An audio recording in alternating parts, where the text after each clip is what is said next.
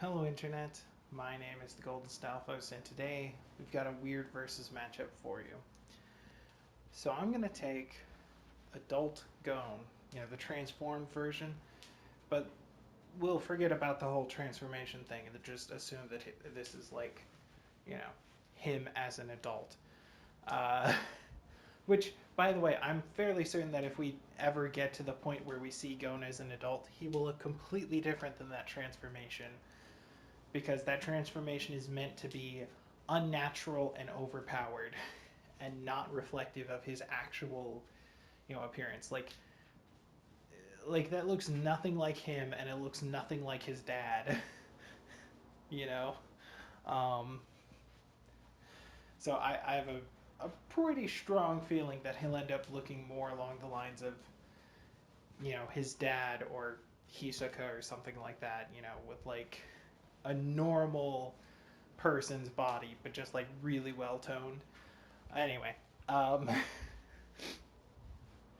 regardless of that, I'm gonna put him up against the other power freak from uh, from Tagashi's lineup, and that's gonna be Big Bro Toguro, who is just a swell guy, isn't he?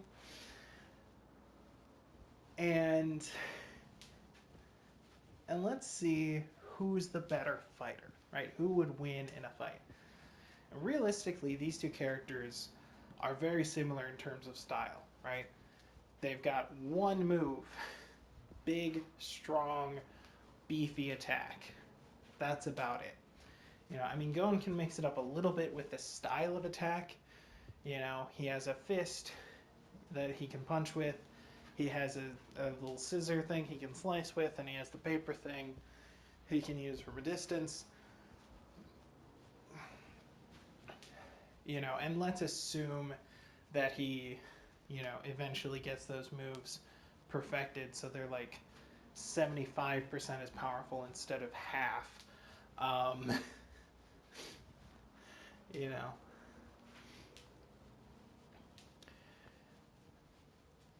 So the question is, how do we scale Adult Gon? Because he only has one fight.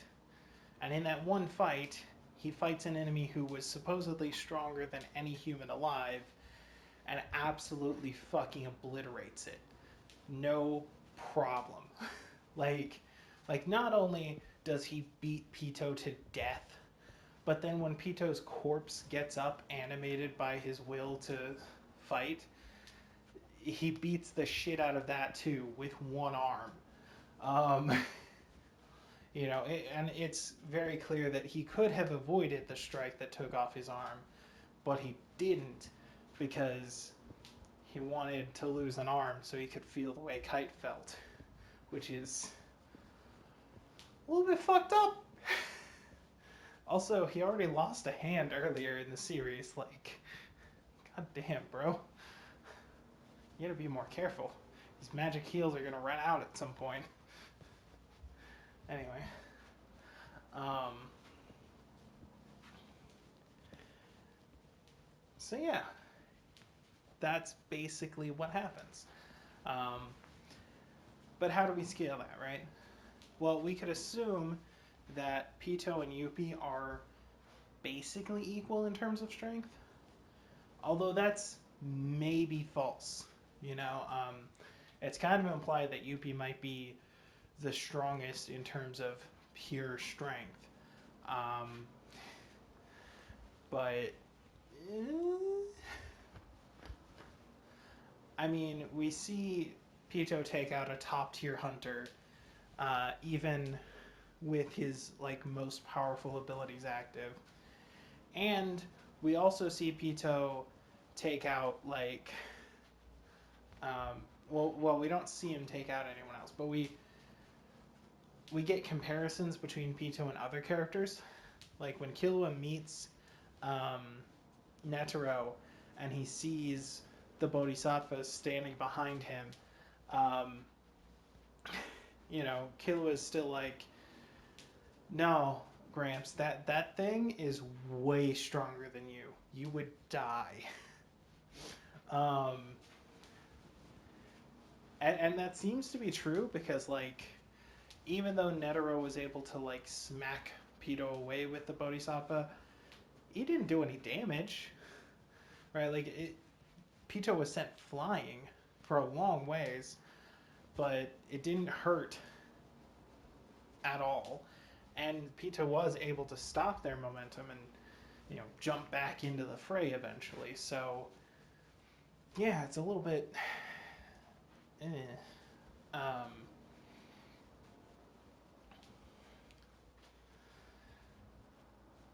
but, seeing that character who could easily fight Netero just getting demolished by Gon is a pretty good scale to work with, because we see, we see what kind of fight Netero has available, right? Like his strikes are able to tear through these giant stone columns in this underground palace thing, you know. Like we see what Zeno Zoldyck is capable of when he does the dragon dive and tears through this entire like huge ass palace complex and leaves countless craters in the ground. And he's just like, Netero, that guy's a fucking monster. I couldn't even dream of competing with him. So, so it's fair to say that, like, in terms of raw power, Netero is probably around the level of being able to destroy this big ass palace complex, which I think is fair to say is like a small town. Like, it doesn't have a whole lot of population, but it does have a whole lot of area. Later we see like millions of people lined up outside of the palace, and they aren't bigger than the palace, you know? So, yeah.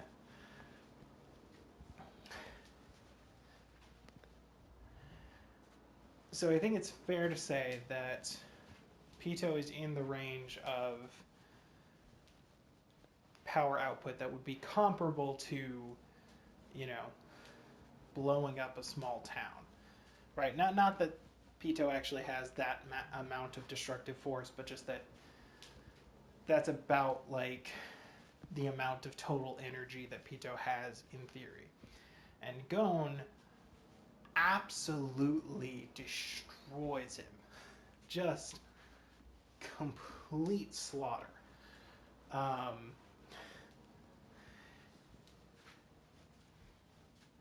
So, I think it's fair to say that Gon is in a separate tier above that.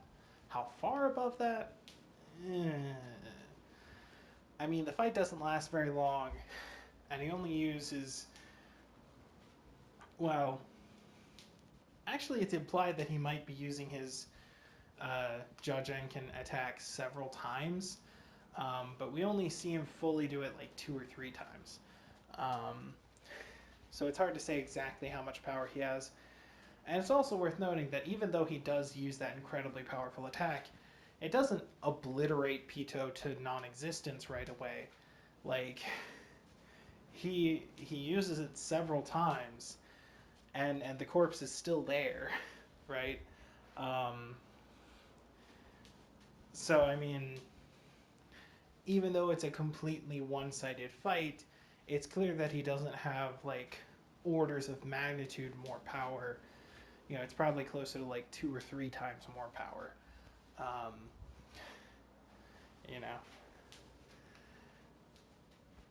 So I would put Gon probably in the range of like 2 to 3 cities.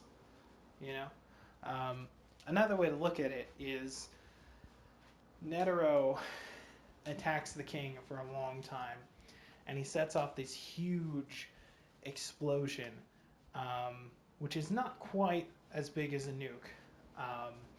And it's kind of vague how big it is, but it's clearly an explosion that could take out, a whole city.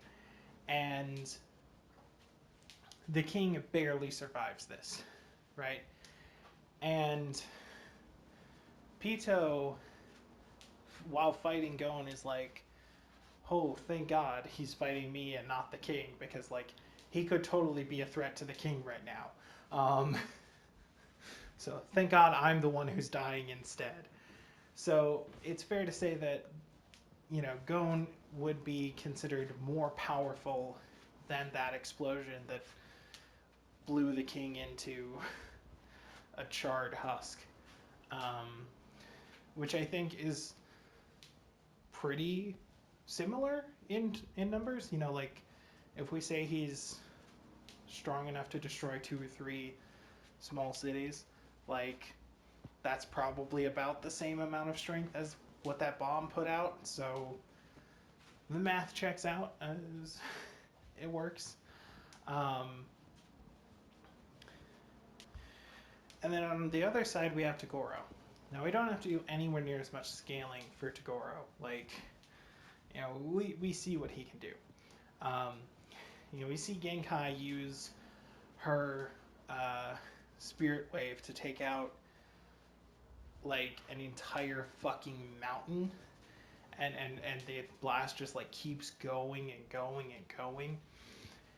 And then, Yusuke inherits that and makes it stronger with his own power, focuses it into the spirit gun, and fires off a blast that, like, just lights up the night sky for miles around. Everyone can see it. And then, he goes in, he fights Toguro, and he takes off the restraints that were holding him back while he was doing that. And, and this is supposedly a pretty big amp. Like, everyone who knows what the weights are is like, Jesus Christ, you were fighting with that kind of handicap? What are you, crazy? So, in theory, his attacks that, that Toguro survives and brushes off at that point should be pretty damn near or above mountain level, right? And you could argue that he doesn't reach that mountain level until he fully unlocks his 100%, and that's when he kills Toguro, so that's about Togoro's limit. You could make an argument either way on that, but I would say that, when he fights Toguro, he's probably right around the mountain range level, and, single mountain level. And Toguro trades evenly with him for a while, and, beats him for a while, and withstands multiple full-blown powerhouse hits. And so I think it's fair to say that, that Toguro is around the mountain level, Now, you might instantly think that I'm saying Toguro is many times stronger than Gon, but I don't necessarily think that's true. When we see this rose explode, it covers a really huge area out in this, middle of nowhere mountain range. And we don't see any mountains themselves destroyed, but definitely the entire underground chamber they were in was destroyed. And, so was a huge chunk of the stuff above that and off to the sides of it. And I don't think it's unreasonable to say that this feat could be almost to the mountain level. And it's also worth noting that while they say what Genkai explodes is a mountain, it's not. It's really just a big rock. Like it's not a full-fledged mountain.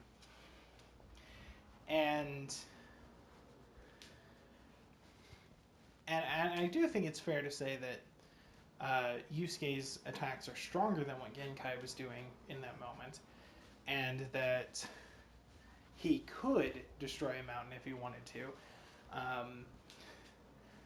I don't think it's fair to say that she could.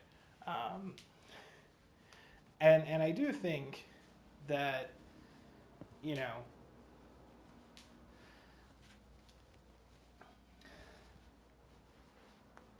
how do I say this? I think that Toguro withstanding multiple of those spear gun blasts puts him into the mountain range, even if you say that those blasts individually are not at that level, right? Like surviving 3 of them puts him on that level.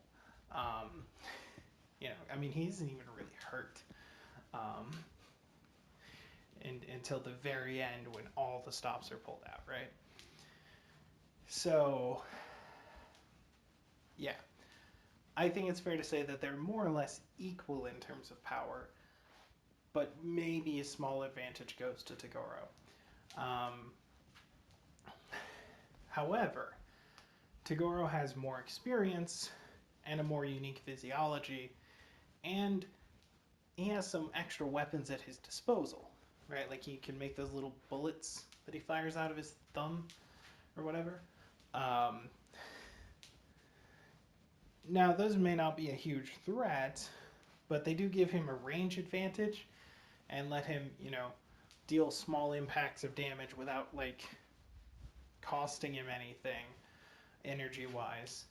Uh, and, it's shown that they can pierce, even Yusuke when he's, like, not when he's going all out, but, like, right up until then.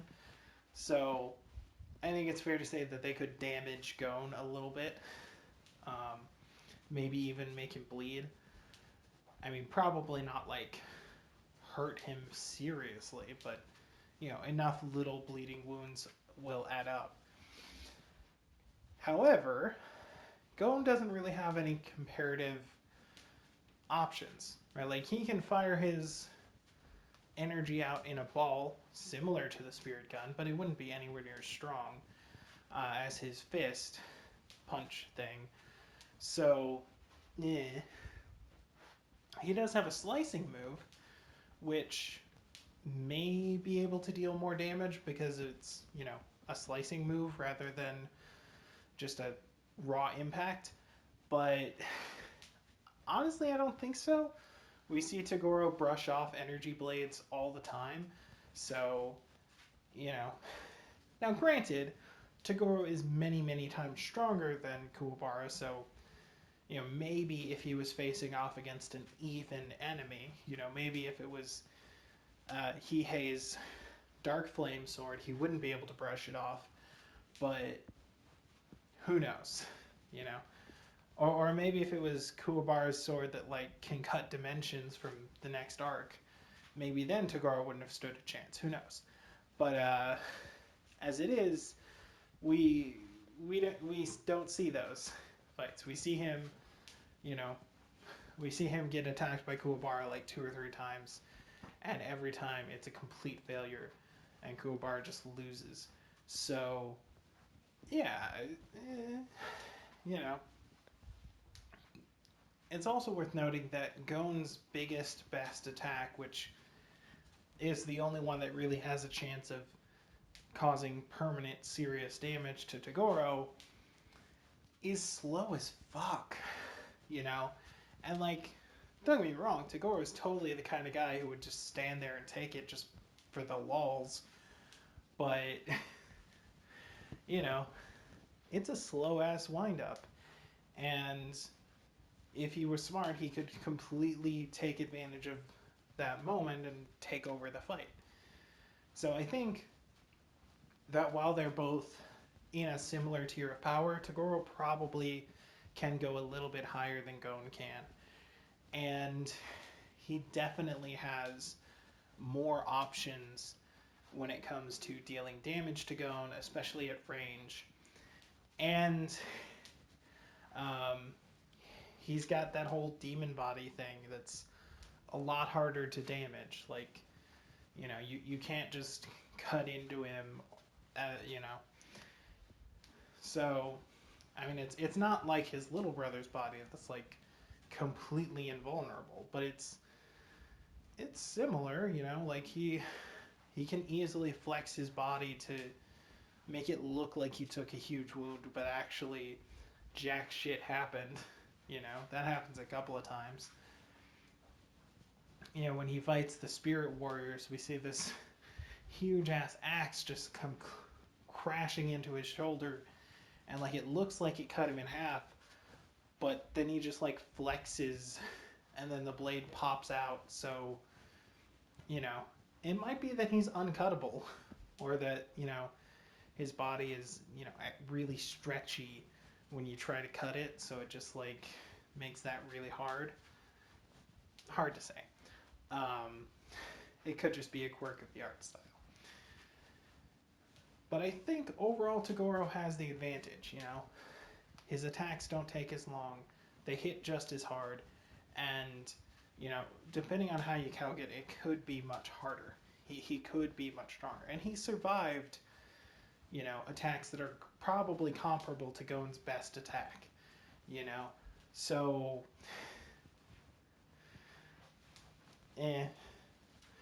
probably he wins. That's my verdict. Probably Toguro would kill adult Gon.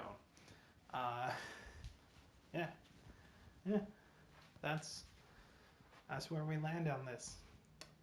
Let me know in the comments down below if you disagree, or if you think any of my methodology is stupid. I'm sure you do. And I'll see you in the next life. Laters. Alright, new mic, new end card. Can't believe it took me this long to record it. So, same info as before. I've got Facebook, Twitter, Twitch. I don't stream all the time, but often enough. Usually Mondays is when I stream, after the episode goes up. I've also got a Patreon, but the standard caveat with that is you have to, you know, be able to throw away money. And if you are able to throw away money, then consider giving to a charity first. I've got a handful of them linked in the description of every video. I'm not affiliated with them. I just, you know, think they're worthwhile, so I put them in there. And